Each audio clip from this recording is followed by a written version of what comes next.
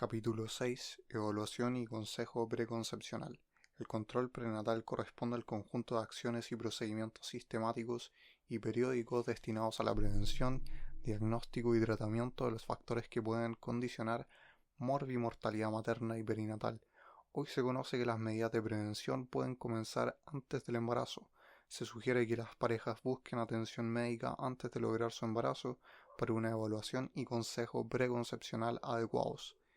Importancia de la evaluación y consejo preconcepcional.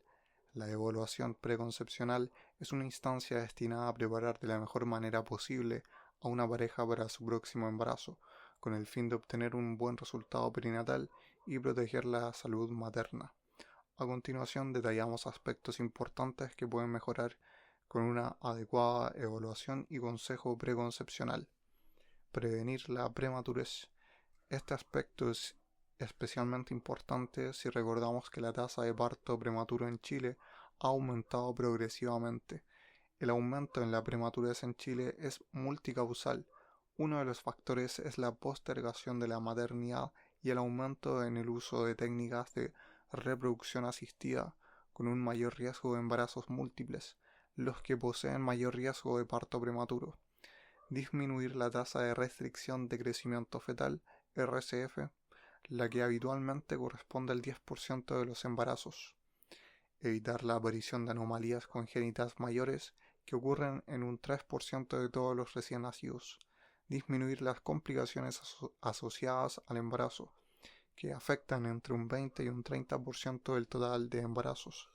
Mejorar el manejo de las patologías médicas preexistentes. Se estima que el 4% de las mujeres embarazadas tienen enfermedades crónicas antes del embarazo, porcentaje creciente en los últimos años, por lo que es preciso lograr un buen control de su patología de base antes de la gestación. Hay que recordar que actualmente la principal causa de muerte materna en Chile es por complicación de una patología médica concurrente al embarazo. Además del riesgo materno, debe recordarse que estas pacientes suelen ser de edad avanzada, donde el riesgo de patologías fetales está aumentado. Reducir el consumo de tabaco y alcohol. Se estima que la prevalencia del tabaquismo en mujeres de edad fértil en Chile es del 40% y que el 15% de las embarazadas fuma durante el embarazo. Si suspende el consumo de tabaco antes de las 16 semanas, el riesgo de complicaciones perinatales será igual que el de las mujeres que no fuman. En Chile, aproximadamente el 40% de las mujeres en edad fértil consume alcohol habitualmente, un 10% de mujeres embarazadas consume alcohol habitualmente y 3 a 4% tienen un síndrome de dependencia al alcohol. El alcohol es un tóxico fetal directo y su consumo debe prohibirse por completo en el embarazo. Control del peso. En Chile, un 30% de las embarazadas tiene sobrepeso y un 20% obesidad. La obesidad es un importante factor de riesgo para patología materna, por ejemplo, diabetes gestacional, preeclampsia, cesárea y fetal, malformaciones, muerte fetal durante el embarazo. Restricción del uso de medicamentos. El 3% de las embarazadas toma medicamentos con efectos deleterios para la salud fetal. Por ejemplo, paciente con hipertensión arterial crónica que toma losartán, paciente con epilepsia que toma ácido valproico o el ácido retinoico en las cremas cosméticas. El 10 a 20% de las pacientes chilenas usa clonazepam durante la semana. El objetivo es que la paciente al inicio del embarazo no tome ningún medicamento sin una precisa indicación médica.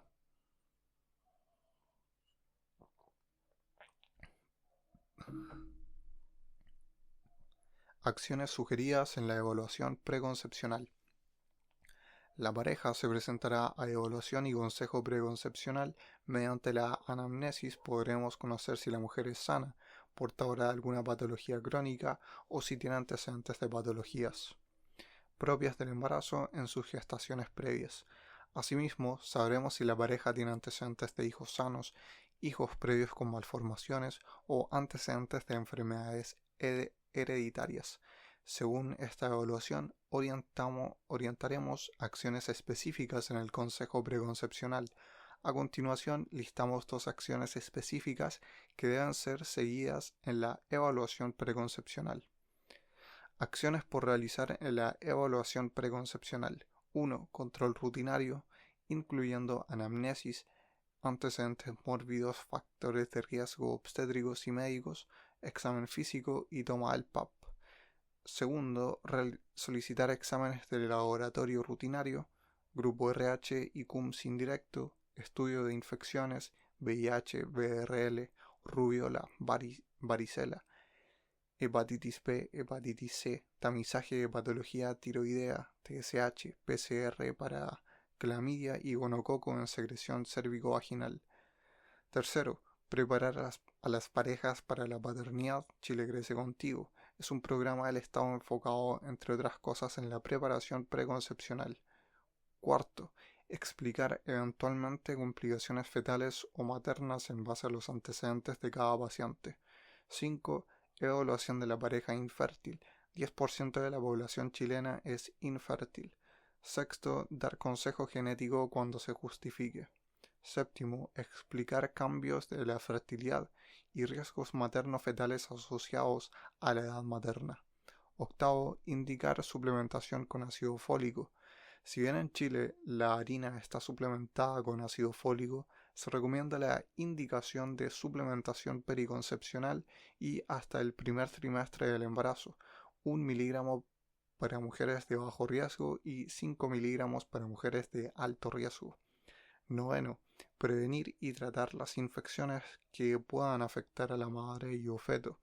En base al resultado del laboratorio, tratar las infecciones detectadas o indicar las inmunizaciones, por ejemplo, rubiola. Décimo, evaluación de patologías preexistentes y ajustar su tratamiento. Esto puede requerir la interacción con especialistas médicos o quirúrgicos para optimizar el tratamiento de las enfermedades antes del embarazo. 11. Ajustar tratamientos farmacológicos para evitar teratogenia.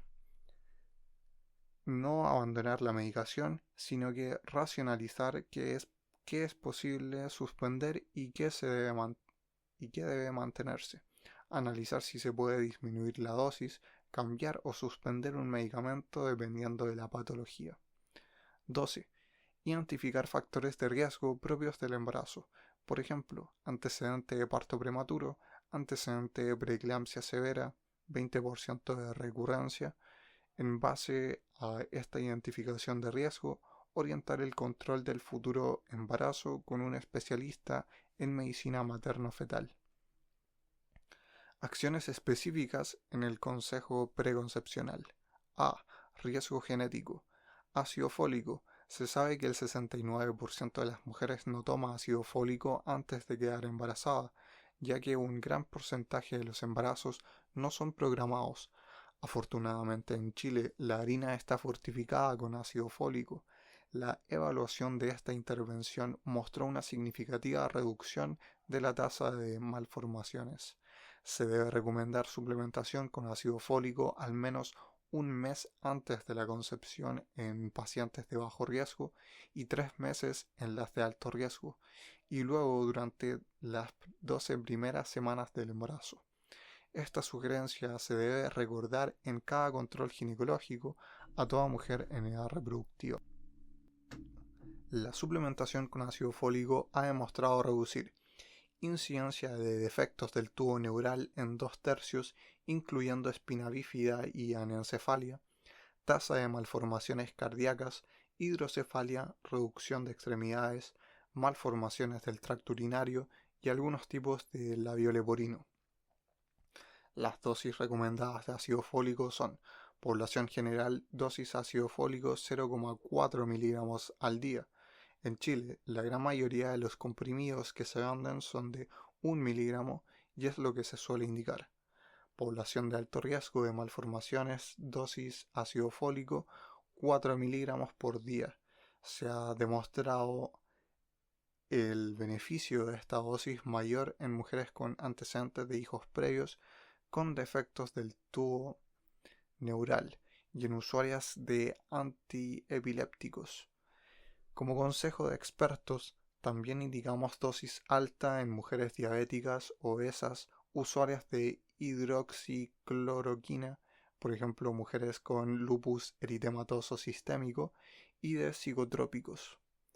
En Chile los comprimidos son de 5 miligramos. La dosis debiera disminuirse a 0,4 miligramos por día pasadas las 12 semanas de gestación. Tamizaje para portador de antecedentes étnicos.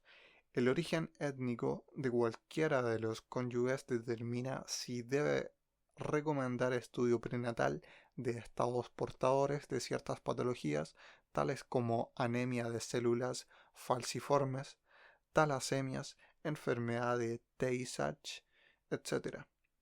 Tamizaje para portador de antecedentes familiares. La historia familiar positiva para ciertas enfermedades también traduce la necesidad de una inspección adicional para determinar el estado de portador de un cónyuge o de ambos. Por ejemplo, fibrosis quística. El tamizaje se hace cuando existe un primo o pariente cercano enfermo. Se realiza mediante análisis de vinculación ADN. Las recomendaciones más actuales proponen que el tamizaje para fibrosis quística debiese ofrecerse a todos los pacientes caucásicos. Sordera congénita. El 50% de los casos de sordera congénita están vinculados a un único defecto genético en la proteína conexina 26. En las familias con un pariente afectado es ese individuo el que suele ser estudiado primero. Si la prueba es positiva, se puede ofrecer tamizaje preconcepcional para otros miembros de la familia. Las pruebas clínicas de laboratorio para la conexina 26, las mutaciones del gen de esta proteína, constituyen la causa de dos tipos de sordera no sindrómicas autosómicas, la DFNB1 y la DFNA. Están disponibles en laboratorios especializados en genética. B. Infecciones de transmisión sexual. Clamidia, trachomatis y Neisseria gonorrea. El tamizaje y tratamiento de estas ITS reduce el riesgo de embarazo ectópico, infertilidad y algia pélvica crónica. Además, protege al feto de muerte fetal y secuelas como daño neurológico y ceguera. VIH. Su tamizaje antes de la concepción es obligatorio, con consentimiento.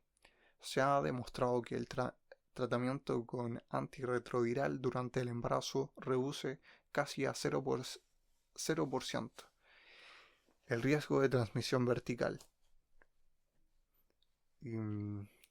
Virus hepatitis B. Si no es portadora del virus hepatitis B, la paciente es candidata para inmunizarse previo al embarazo, ya que previene la transmisión de la infección al hijo y elimina el riesgo de la mujer de falla hepática, hepatocarcinoma, cirrosis y muerte. Es particularmente relevante en mujeres no inmunizadas con factores de riesgo para enfermedades de transmisión sexual o que están expuestas a contacto con sangre. Sífilis. Al igual que el VIH, su tamizaje es obligatorio, no requiere consentimiento escrito. El tratamiento de la sífilis disminuye significativamente su transmisión vertical y el riesgo de teratogenia. C. Inmunizaciones preconcepcionales. Se debe tener en consideración los virus de rubiola y varicela por el riesgo de infección congénita. Se recomienda administrar la vacuna por lo menos 1 a 3 meses previo a la fecha programada para embarazarse, dado que son de virus vivos atenuados. D.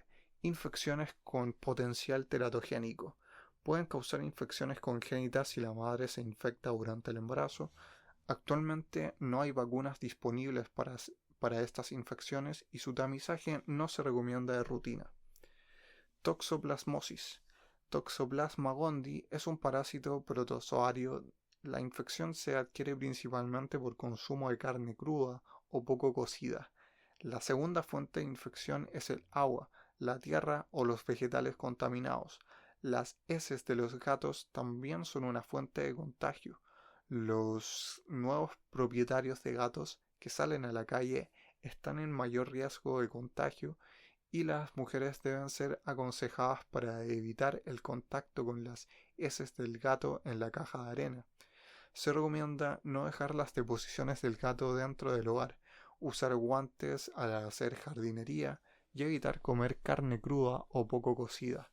Es controversial averiguar si la paciente está o no inmunizada para toxoplasma, ya que el problema es adquirir la primoinfección durante el embarazo, y si la paciente no está inmunizada, no hay acciones preventivas útiles, además de las medidas higiénicas mencionadas anteriormente. El riesgo perinatal es la toxoplasmosis congénita.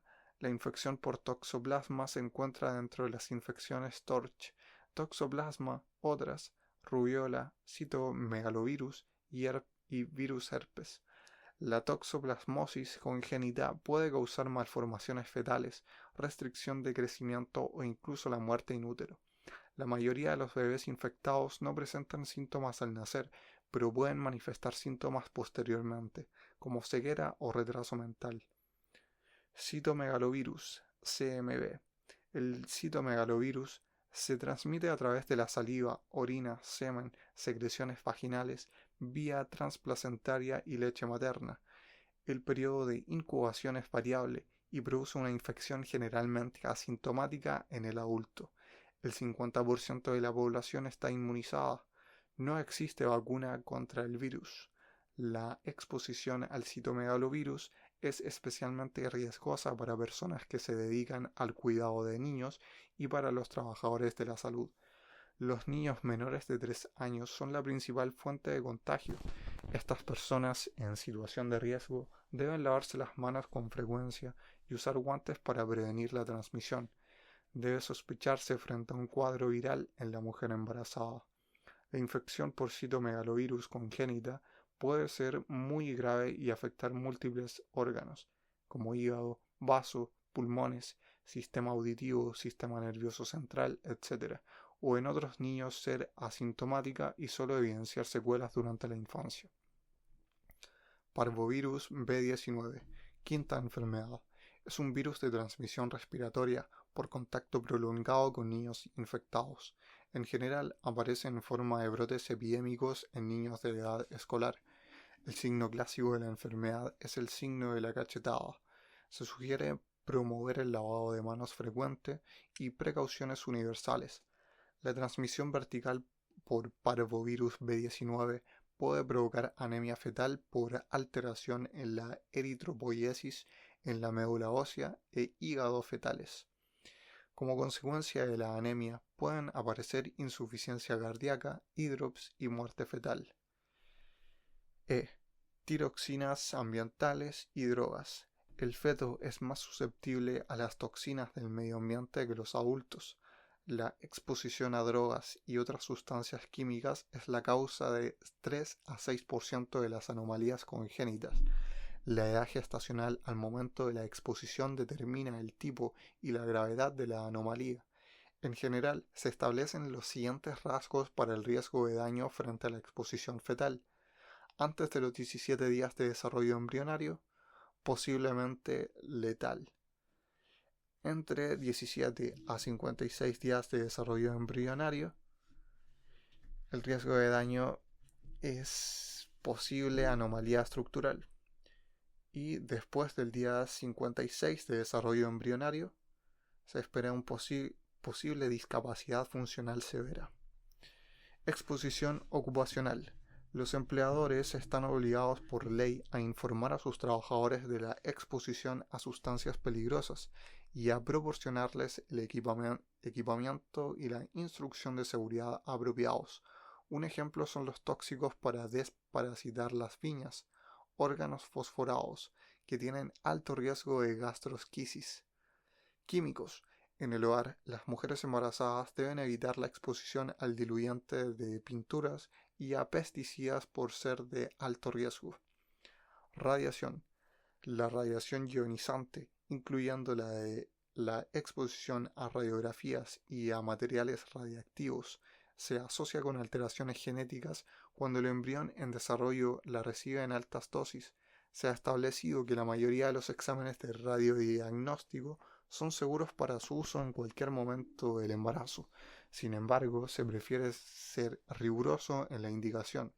Las microondas, el ultrasonido y las ondas de radio no son del tipo ionizante y son seguras. Tabaco.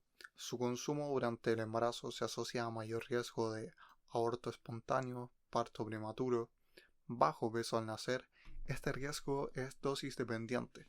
Si la madre fuma menos de un paquete de cigarrillos por día, el riesgo de bajo peso al nacer aumenta en un 50% y con más de una cajetilla al día en un 130%. Como se indicó antes, si la madre deja de fumar antes de las 16 semanas de embarazo, el riesgo del feto es similar al de una madre no fumadora. Mortalidad perinatal, síndrome de déficit atencional e hiperactividad. Para lograr suspender el tabaquismo, el médico puede recomendar técnicas de comportamiento, grupos de apoyo y ayuda familiar. Los parches y chicles de nicotina pueden ser útiles antes de la concepción, pero la mayoría de los expertos recomiendan evitarlos durante el embarazo. El bupropión, Wellbutrin, sí puede ser utilizado durante el embarazo. Si eventualmente la paciente no puede dejar de fumar, el médico debe ayudar a la paciente a lograr como meta disminuir el consumo a menos de 10 cigarrillos por día, dado que, como se mencionó, muchos de los efectos adversos son dosis dependientes. Afortunadamente, la mayoría de las pacientes deja de fumar durante el embarazo por iniciativa propia. Alcohol. Los efectos del alcohol son dosis dependientes. Afecta a 19% de los bebés de madres que consumen más de 4 tragos al día y baja al 11% si consumen de 2 a 4 tragos por día. El consumo de alcohol durante el embarazo puede causar aborto espontáneo, retraso del crecimiento, retraso mental, malformaciones, síndrome alcohólico fetal y trastornos del comportamiento en infantes. El alcoholismo sigue siendo un problema prevalente en países como Chile. El tratamiento de madres alcohólicas conlleva usualmente su derivación a un programa de rehabilitación. Drogas ilícitas como cocaína, marihuana, heroína y otras. En estos casos se recomienda rehabilitación antes de embarazarse. Respecto al tratamiento de las adicciones, cabe destacar que una sola sesión de educación respecto a cómo el consumo de drogas afecta al feto, junto con un refuerzo en las visitas posteriores, en general ayuda a lograr la abstinencia en las mujeres que solo consumen drogas ocasionalmente. Respecto a las mujeres que consumen drogas diariamente, deben ser referidas a un programa de abuso de sustancias. Las pruebas de toxicología periódicas de orina pueden ayudar a fomentar la abstinencia. Marihuana. Puede causar parto prematuro y nerviosismo en el neonato. Cocaína. Se asocia con preeclampsia y desprendimiento prematuro de placenta normoinserta. Aborto espontáneo, parto prematuro, retraso mental, retraso del crecimiento y malformaciones congénitas. Heroína. Su consumo puede llevar a restricción del crecimiento fetal, hiperactividad y síndrome de abstinencia neonatal severo. Las mujeres que usan la heroína deben ser referidas a un programa de abstinencia estricto que debe completarse antes de la concepción. Si esto último no es posible y pese a esto la mujer programa embarazarse, una alternativa es la terapia de mantención con metadona. F. Control médico de patologías crónicas. El control de la patología médica durante el embarazo requiere de un especialista en medicina obstétrica, una subespecialidad dedicada a la atención médica de la mujer embarazada con patología médica o quirúrgica preexistente, hereditaria o adquirida, complicaciones médicas o quirúrgicas del embarazo o condiciones de riesgo. Dado que la subespecialidad no ha sido desarrollada en nuestro país, en nuestra unidad de medicina materno-fetal recomendamos el manejo interdisciplinario de estas mujeres.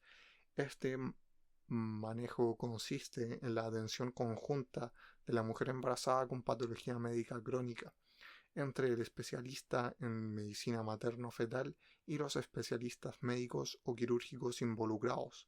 Las opciones de manejo y seguimiento dependerán del diagnóstico y las repercusiones de la enfermedad sobre la mujer y su embarazo.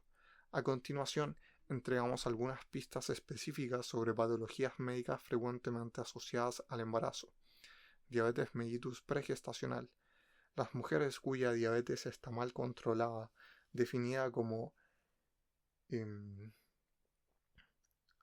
hemoglobina glicosilada mayor a 8.4%, tienen una tasa de aborto espontáneo del 32% y 7 veces mayor riesgo de anomalías fetales graves.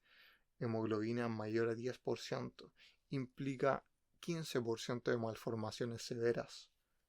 Las mujeres con diabetes mellitus mal controlada tienen además mayor riesgo de complicaciones del embarazo en comparación a las mujeres que tienen un control óptimo. En mujeres diabéticas se debe iniciar tratamiento intensivo, programando el embarazo con objetivo de lograr una hemoglobina glicosilada menor a 6 o 7. En ese escenario, el riesgo de malformaciones es el mismo al de la población general. El tratamiento de elección para la diabetes mellitus en embarazadas es la insulina, ya que es una droga completamente segura al no atravesar la placenta. Sin embargo, se dispone hoy en día de evidencia de la seguridad respecto del uso de metformina y glibenclamida en el embarazo. La glibenclamida no pasa la barrera placentaria y la metformina no ha demostrado efectos adversos fetales. Se debe evaluar caso a caso. Hipertensión arterial crónica. El pronóstico materno y fetal del embarazo en mujeres con hipertensión arterial crónica dependerá del daño parenquimatoso existente al momento del embarazo. En el consejo preconcepcional se recomienda evaluar los sistemas más frecuentemente afectados por la hipertensión arterial. Retina, solicitar fondo de ojo. Corazón, solicitar electrocardiograma y riñón, solicitar clearance de creatinina y proteinuria a 24 horas. Las pacientes con hipertensión crónica leve, sin repercusión parenquimatosa, requieren de un seguimiento más acucioso de sus embarazos, ya que, aunque la mayoría de ellas tendrá un embarazo sin complicaciones, esta patología crónica aumenta el riesgo de desarrollar preeclampsia y restricción de crecimiento fetal. Las mujeres con hipertensión arterial crónica que requieran tratamiento hipotensor tienen además un riesgo elevado de desprendimiento prematuro de placenta normoinserta. Las pacientes hipertensas crónicas no deben suspender el tratamiento hipotensor antes o durante el embarazo, pero sí deben ser evaluadas para modificar y reajustar la terapia farmacológica. Los fármacos contraindicados para el embarazo por asociarse a malformaciones congénitas, entre otros, son IECA, ARA2 y tiazidas. Los fármacos que sí pueden ser utilizados durante el embarazo son metildopa, labetalol y bloqueadores de los canales de calcio.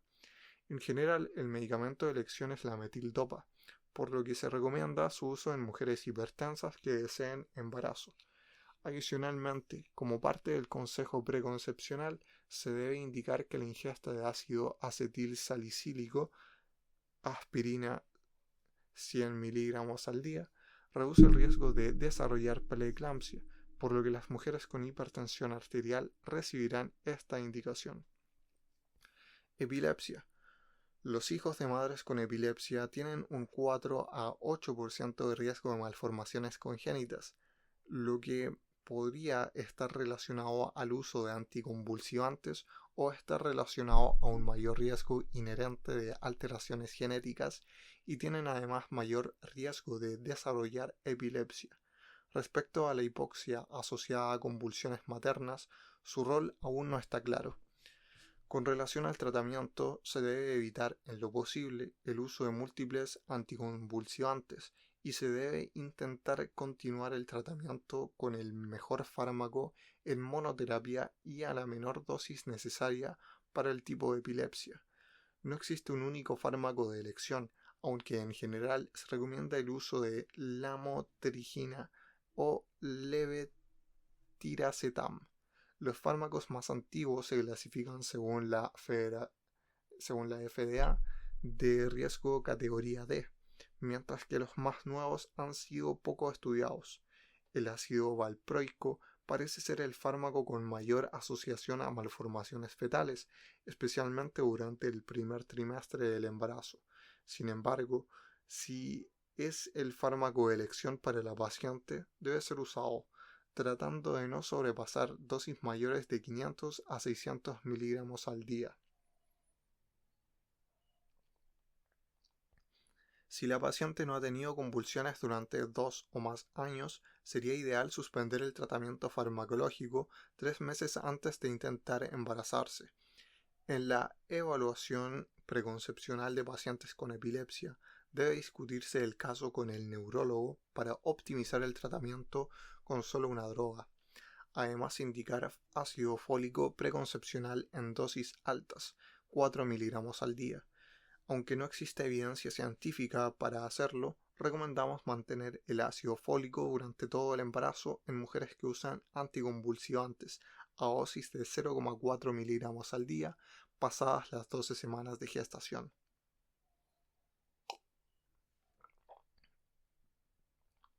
Tromboembolismo y anticoagulación. El embarazo es un estado trombogénico. La incidencia de enfermedad tromboembólica es 1 de cada 1000 embarazadas. Las mujeres que tienen antecedentes personales o familiares de enfermedad tromboembólica tienen un alto riesgo de recurrencia, especialmente si el episodio trombótico fue en el contexto de uso de anticonceptivos orales, 7 a 12% de riesgo de recurrencia. Las mujeres con antecedentes de enfermedad tromboembólica deben ser estudiadas para descartar portación de una trombofilia adquirida, síndrome de trombofilia adquirida o hereditaria. En mujeres con antecedentes de enfermedad tromboembólica portadoras de trombofilias, el riesgo de tromboembolismo en el embarazo es muy alto, de 10 a 50%, sin tratamiento. Las mujeres con historia de enfermedad tromboembólica no asociada a ACOS que no sean portadores de trombofilias no requerirán tratamiento durante el embarazo, pero se recomienda tromboprofilaxis con heparina de bajo peso molecular durante los 42 días del puerperio. Las mujeres con antecedente de enfermedad tromboembólica asociado a ACOS requieren tromboprofilaxis durante el embarazo y puerperio. Finalmente, las mujeres con antecedente de enfermedad tromboembólica y portadoras de una trombofilia o múltiples enfermedades tromboembólicas requieren anticoagulación plena durante el embarazo y puerperio. Para tromboprofilaxis durante el embarazo y puerperio, el fármaco de elección es la heparina de bajo peso molecular, pues este fármaco no cruza la barrera placentaria. Para la anticoagulación plena es posible usar heparina de bajo peso molecular o tratamiento anticoagulante oral. Si se decide el uso de tratamiento anticoagulante oral, deben preferirse cumarínicos como el neosintrom y deben evitarse en el primer trimestre y el periparto. En esos periodos usar heparina de bajo peso molecular. Las mujeres que usan tratamiento anticoagulante oral como terapia de mantención para TBP deben cambiar a heparina antes de la concepción y hasta las 12 semanas de gestación, dado que estos fármacos son teratogénicos. Luego se puede volver al tratamiento anticoagulante oral en el segundo y tercer trimestre. 2 semanas antes del parto debe usarse nuevamente la hemoglobina de bajo peso molecular. El uso de tratamiento anticoagulante oral en el periodo periparto se asocia a mayor riesgo de hemorragia intraventricular fetal neonatal.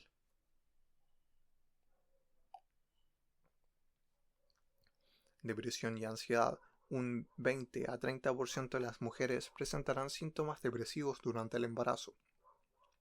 En el caso de mujeres en tratamiento psiquiátrico, no está recomendado suspenderlo como parte del consejo preconcepcional, salvo los IMAOs, que es recomendable cambiarlos por otra droga.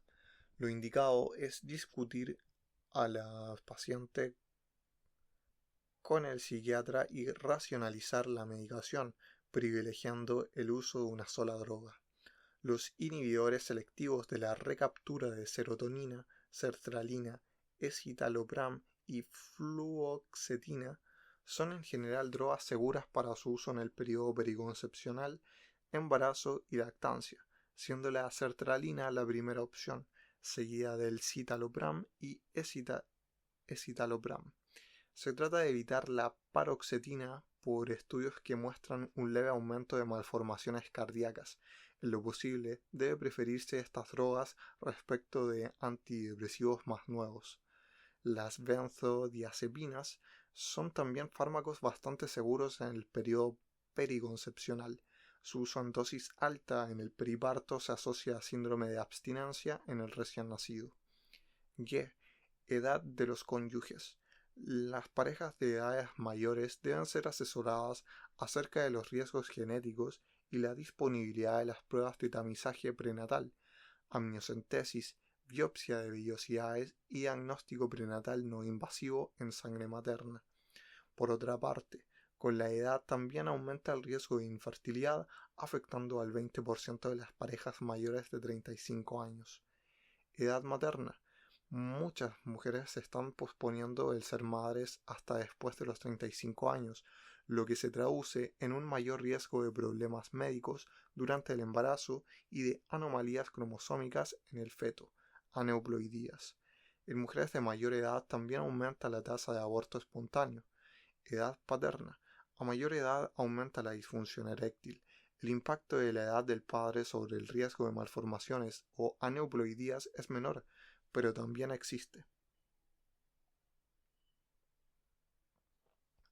H. Ejercicio e hipertermia. El ejercicio regular moderado generalmente es beneficioso y no ha demostrado aumentar el riesgo de bajo peso al nacer u otros problemas.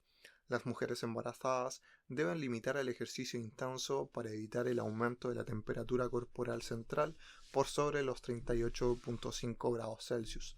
Además, deben hidratarse adecuadamente, utilizar ropa suelta y evitar condiciones ambientales de temperaturas extremas.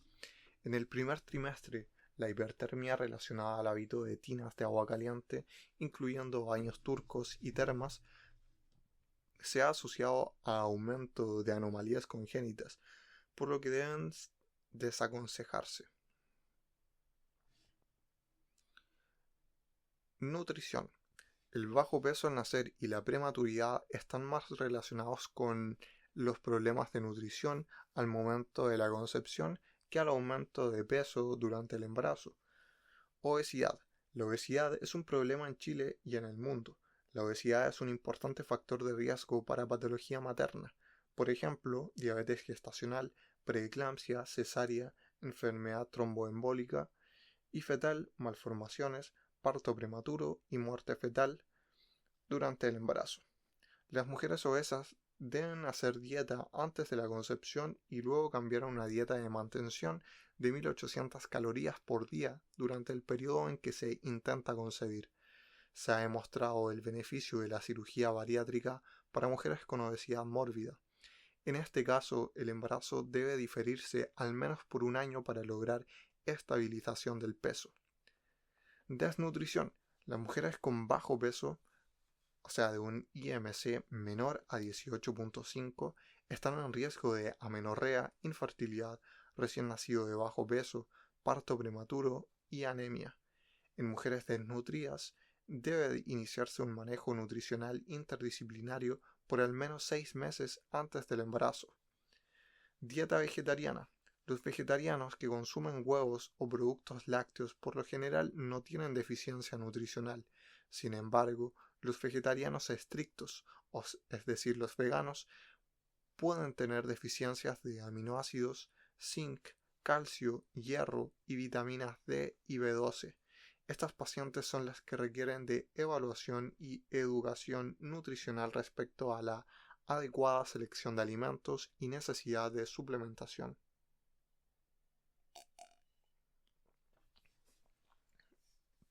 Cafeína. Se ha demostrado que las mujeres con consumo exagerado de café, o sea, más de 5 tazas de café de grano al día, tienen mayores tasas de aborto y de bajo peso al nacer.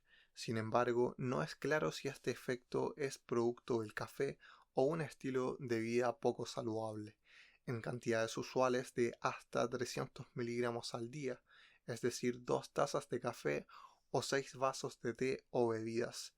El consumo de cafeína es considerado seguro. J. Factores psicosociales. Violencia intrafamiliar. Está subestimada y su incidencia aumenta durante el embarazo, por lo que el médico debe preguntarlo rutinariamente de manera discreta. La validación de las preocupaciones de la paciente y una buena relación médico-paciente que fomente la confianza son factores clave para ayudar a las mujeres a dejar una relación violenta. Los médicos deben educar a estas pacientes respecto al acceso a los recursos de la comunidad y de reconocer el número de teléfono nacional de violencia intrafamiliar. Responsabilidad parental. Se debe discutir con la pareja respecto a cuán preparados están para ser padres, si conocen los nuevos desafíos que implica el recién nacido, especialmente durante el primer mes, alimentación cada 2 a 3 horas, posibles problemas de la lactancia, mudas, etc. y el futuro desgaste físico y personal que conlleva recibir un hijo, con el fin de que se preparen y puedan tener un buen desempeño como padres, sin descuidar la relación de pareja y bienestar personal de cada cónyuge. Responsabilidad financiera y trabajo. Conversar respecto a la disponibilidad de recursos financieros, analizando cómo afectará el embarazo la capacidad de trabajo de la madre y en qué consiste el postnatal. Si ella tiene un trabajo que requiere trabajo pesado, se debe conversar respecto a sus posibilidades de cambiar a un trabajo más sedentario en el último trimestre del embarazo, y respecto al escenario que tendría que enfrentar la familia si se presentan complicaciones del embarazo y que requieran que ella deje de trabajar. Es importante que la pareja sea aconsejada sobre conocer las políticas de sus empleadores respecto a los beneficios de licencia parental, así como de la cobertura materna de su previsión, seguro de salud.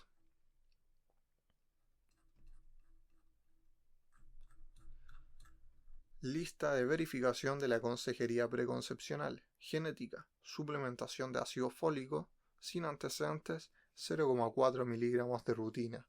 Por presentación de comprimidos es que en Chile se da 1 miligramo al día, diabetes mellitus, obesidad, epilepsia, 4 miligramos al día, hijo previo con defecto del tubo neural, 4 miligramos al día.